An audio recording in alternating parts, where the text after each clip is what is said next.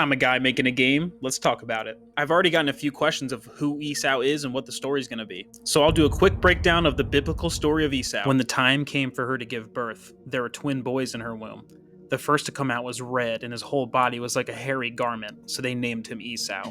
After this, his brother came out, and his hand grasping Esau's heel, so they called him Jacob. Jacob and Esau are the children of Rebekah and Isaac, the same Isaac that was almost sacrificed by his father Abraham. Ever since his introduction, Esau was depicted as a red, hairy, almost monstrous-like being, but he was still favored by his father Isaac. And usually what comes with your father's favor is his birthright. And by birthright, it's assuming meaning land and wealth. And as the two brothers grew up, Jacob started to become more angry and jealous of Esau's one, birthright, and two, attention from his father and mother. Jacob's first plan happens about when they're teenagers, I would assume, and Esau just got back from a hunt and he was starving. He was on the verge of death, and his brother Jacob was making a stew outside, a delicious red stew it's actually referred to as. And Esau begged Jacob to give the food for nourishment because he was about to die on their doorstep. But Jacob basically made an ultimatum and said, I'll give you this red stew to nourish you, but you have to give me your birthright. And out of desperation, Esau agreed. The following chapters that continue the story take place many years later. I would say Jacob and Esau are in their 40s, maybe their late 30s. Isaac, their father, is on their deathbed, and Rebekah is described as an old woman. And if you remember, all those years ago, when Jacob made that ultimatum, Jacob still kept that in his mind, but no one else knows about it. Isaac, maybe Rebekah, but Isaac definitely doesn't know about it. So, with his last dying breath,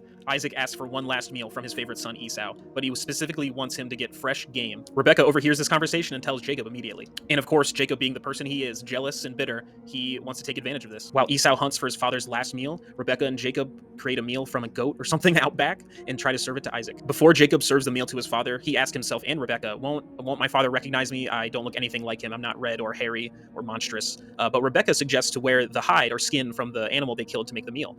Place it over his skin. Isaac won't know the difference. And this works. Isaac buys it. Isaac eats the meal, and Isaac thinks that Esau served it and hunted it himself. Little does he know that it's Jacob in disguise. After he finishes his meal, he officially gives his son, thinking it's Esau. And as Isaac uttered those final words to give to Jacob, Esau comes in with his game ready to feed his father. Isaac is obviously confused by the situation and asks Esau, what did you serve me before? Esau obviously says, that wasn't me. I don't know who did that, but that was not me. Give me my birthright, the birthright.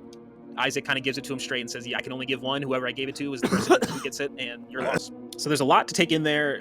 A lot of weird things, honestly, especially with Rebekah helping her son out. I'm not sure why she would do that. What's the motivation there? It's also, you can question, what are the morals here? Esau was favored by his father, but God favored Jacob over Esau ultimately. And before Esau can confront Jacob, he's already gone and left. My game is going to be taking place in that in-between time where he was just kind of living his life with Jacob. Stay tuned.